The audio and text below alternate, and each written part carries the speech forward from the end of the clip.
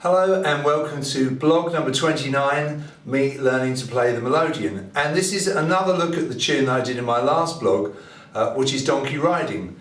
This is a staple of the Melodeon world, and I'm playing it on my original box, the first box I bought 20 months ago when I started, which is this Hohner DG Erica.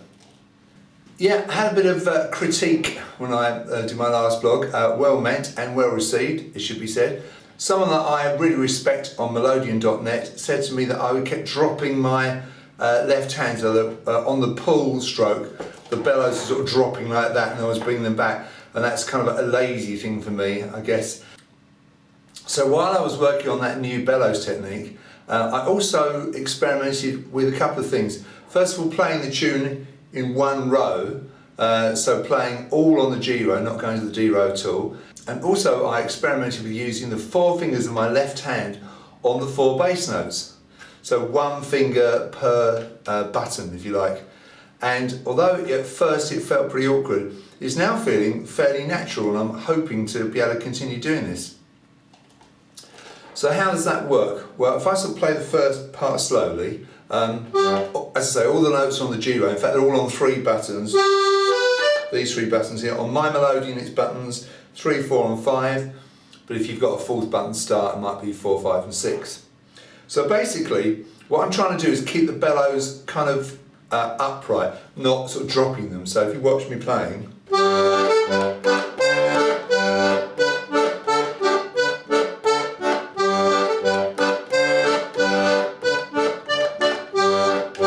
trying to keep it that way and not drop it.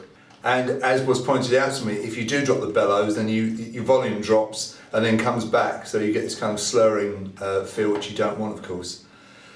So it's been quite hard. I find it physically a bit more demanding, keeping them upright, pulling out a bit more rather than just dropping down for the pull note, but it's I think it's improving my sound.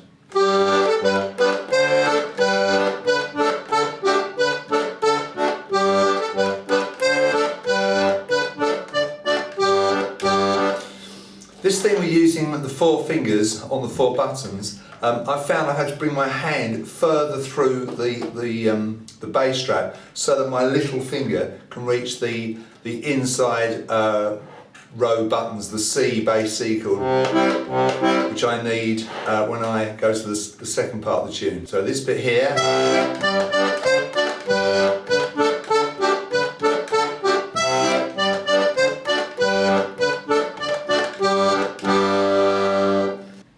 should you be interested, I've typed out a couple of sheets for the left hand for this to show you how it's done. So basically, your little finger is used on the button nearest the floor, either row. Your third finger is used on the next button up, your second finger on the next button up, and your first finger will be used on the buttons nearest the ceiling. So it is very, very logical. Obviously, this is an 8-button bass box. If you've got more, then it becomes more complicated, but at least it's very logical with this type of box. So if you printed out the sheet, have a look at that. I've said all right hand notes are played on 3 buttons, as I've said. If you see an arrow pointing to the right, that's a push of the bellows. Arrow pointing to the left is a pull of the bellows. And where the bellows direction is not shown, it's the same as for the previous note or chord. So buttons are numbered 1 to 4, where the knee end is button 4. So in other words, the one nearest the floor, knee end if you like, that's button 4, one nearest the ceiling is button 1. So if you like, you've got 1, 2, 3, 4, like that, okay? The counting's on top, so you've got 1, 2 and 1 and 2 and 1, like that. And this is how the first section works. I was just going to do the left hand. See? So the buttons 4, 3, 4, 3, 4, 3, 4, 3, and push, push, pull, push, and finger 4, finger 3. Actually, physically, you don't have to put it far, just a tiny bit. Those chords, by the way, are G, D, G. When you've got the D section coming up, you do this. So it's push, pull, pull, push, push, 2, 3, 4, 1, 2, 3, 4, 1. So good exercise for me for not dropping the bellows. And then you've got same as the first line, and then the fourth line, that's the last line on that first page, you do button 2, 3, 2, 1.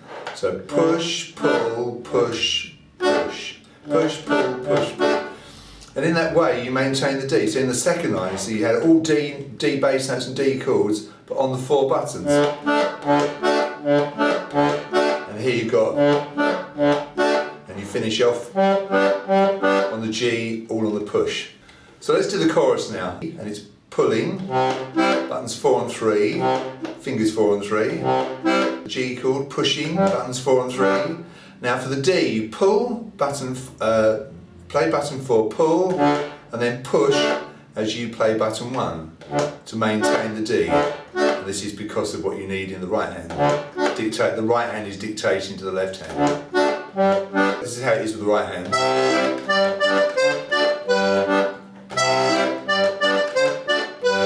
See? And then again we've got this. That second line of this page is the same as the second line of the first page. So it's all D bass, D chord, with various buttons, various directions. So it's a little bit getting used to, especially like me if you've learnt it a different way. I had to completely unlearn the other one, but I'm really enjoying doing this. And then the third line of the second page is the same as the first line of the second page. So you've got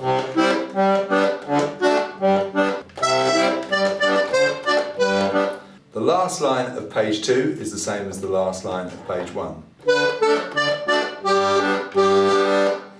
As far as your right hand position, on this particular box, I'm actually putting my thumb round the back rather than on the edge. And it's all about getting comfortable, getting your straps right, getting the right tension on the bass strap so you can get your hand through, but you've still got control of the bellows. So let's have another go.